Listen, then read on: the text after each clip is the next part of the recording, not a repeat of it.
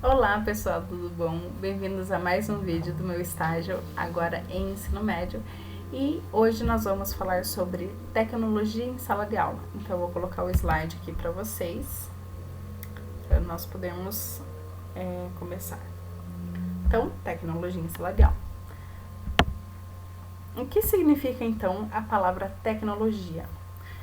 Significa tem um significado, na verdade, de conjunto de processos, de métodos, técnicas e ferramentas relativos à arte, à indústria, à educação e assim por diante, segundo o dicionário Michaelis.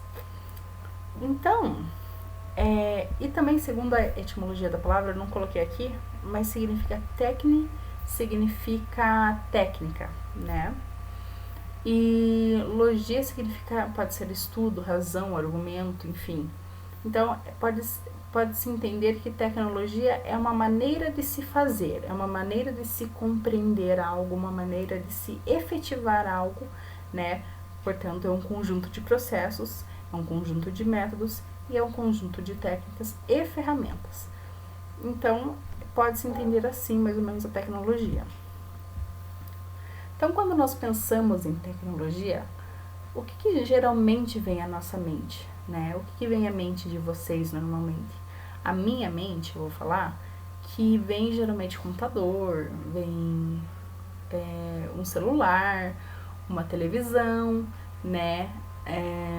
Um relógio daqueles mais digitais, né? Me vem sempre à mente ferramentas eletrônicas digitais.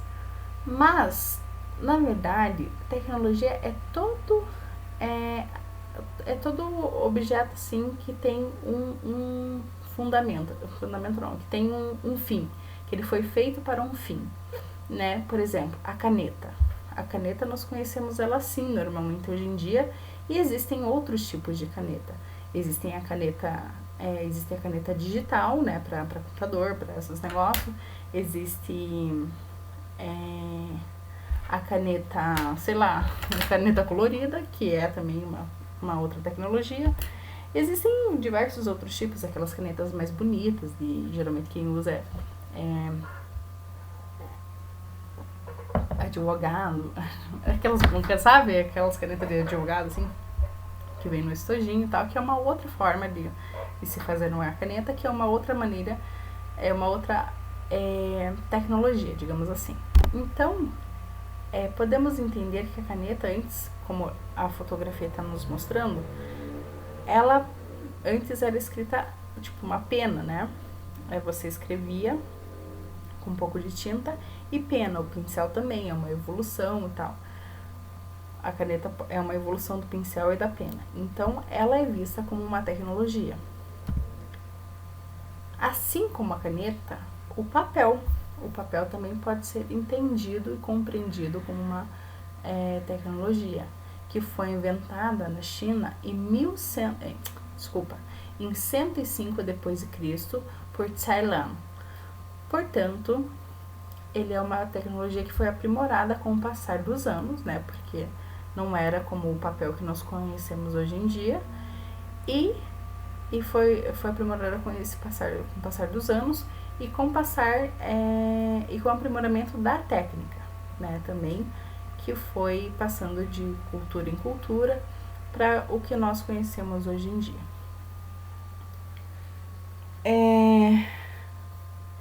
Então, assim como a caneta e o papel, muitas tecnologias que foram inventadas já há muitos anos atrás, há muitos séculos, elas foram aprimoradas e foram se modificando com o passar do tempo, com o passar das culturas, com o passar, né, com a evolução, digamos assim, da humanidade, de algumas pessoas, não de todos,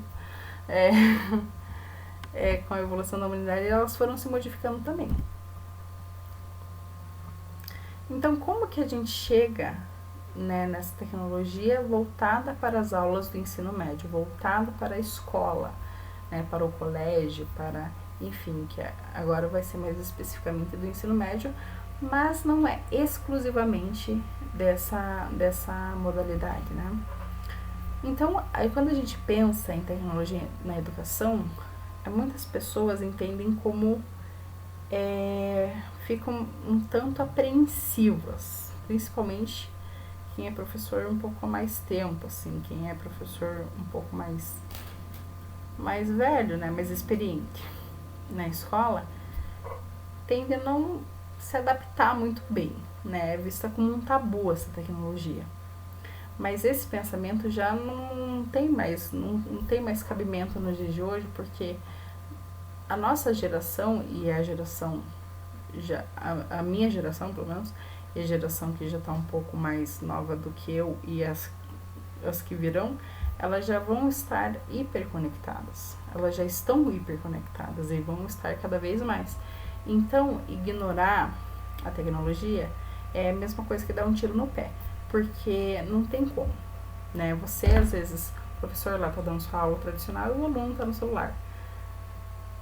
Bom, visto que uma sala de aula tem mais ou menos uns 30 alunos, no mínimo, né, numa escola pública ou até mesmo privada, eu acho que é um pouco menos, mas é mais ou menos essa média,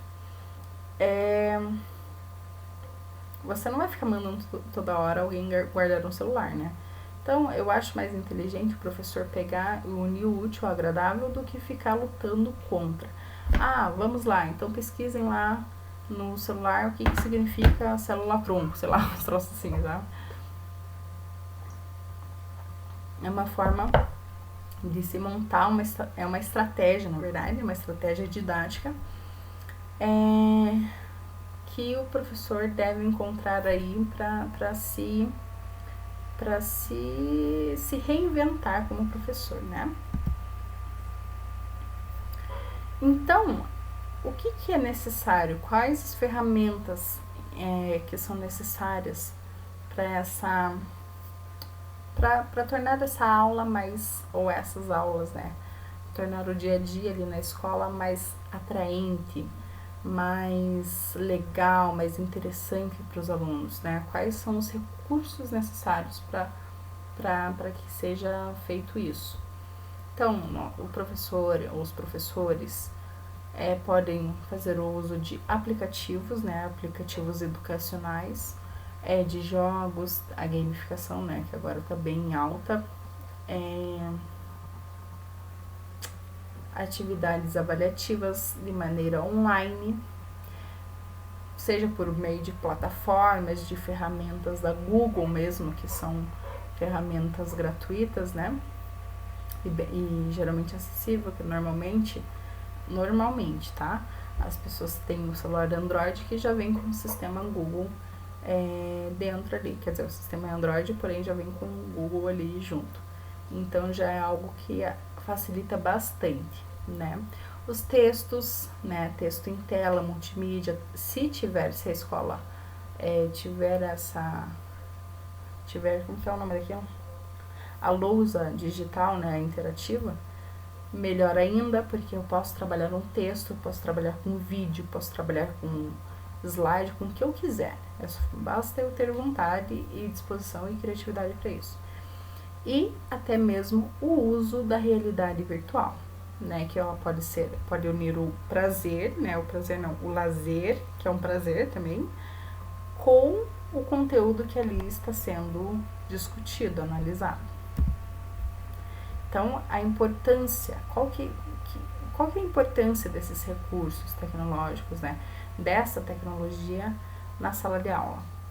Então, ela auxilia no processo do ensino e da aprendizagem, né?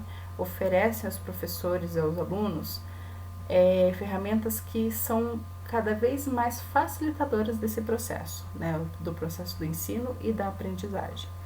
Por quê? Porque, veja, o professor, assim como os seus alunos, vão ter muito mais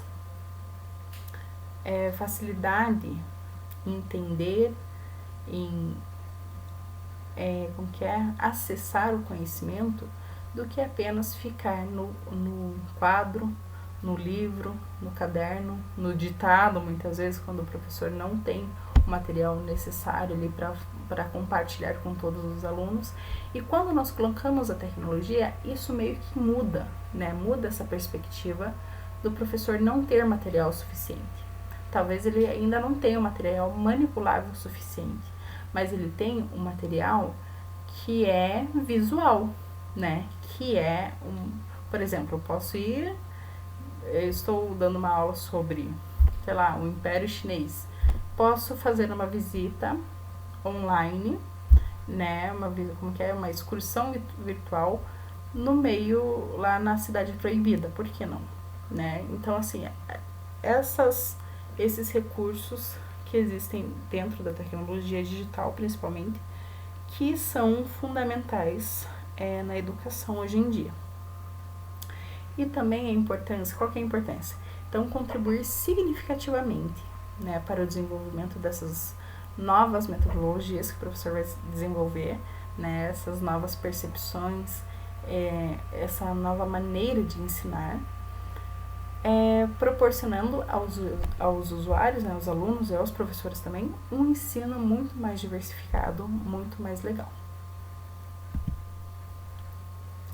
Então, alguns recursos tecnológicos, como aplicativos, né, que são livros, áudio, isso é interessante, ou digital, né, que você pode tanto ouvir um livro, né, ouvir a história, ouvir sei lá o que for lá que tiver escrito, ou digital, que eu posso mesmo ler por meio de um celular, de um computador, de um tablet ou de um telão. Aplicativos da Geek Games, que são perguntas do Enem, são esquemas e tal, é bem legal. Esse eu baixei uma vez e para você ir treinando, para você ir entendendo o conteúdo para vestibular, né? Campeão de Matemática, que é sobre a matemática básica ali, porque não é só porque o adolescente ele está no ensino médio que ele não tem dificuldade em matemática básica. Se eu tivesse tido esses recursos na minha época, isso que na minha época já tinha um pouco mais, mas eu certamente não seria tão ruim em matemática como eu fui. Então também temos os jogos online, que pode ser os jogos para o ensino médio da SINEC Noas, os recursos didáticos da Secretaria aqui do Paraná, do Estado do Paraná, né, do Só Português, enfim. Ferramentas e plataformas. Temos a plataforma do Aprendizap, que são conteúdos e atividades gratuitas que eles passam por meio de grupos do WhatsApp. Então, eles têm um grupo e o estudante só acessa, ou o professor acessa, e lá eles vão ter os conteúdos e as atividades que servem como um complemento, né? Então, o Google Classroom são ferramentas, o Jamboard, Google Arts and Culture, que esse é muito legal, esse último aí é muito, eu acho muito legal. Se é um professor que tá trabalhando, por exemplo, o renascentismo,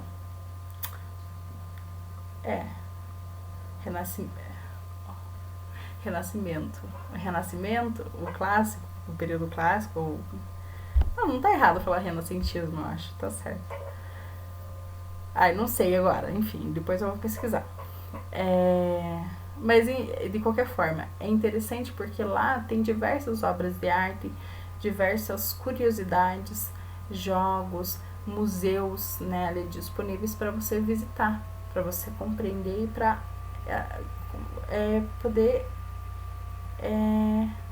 agregar mais conhecimento a essas aulas, né?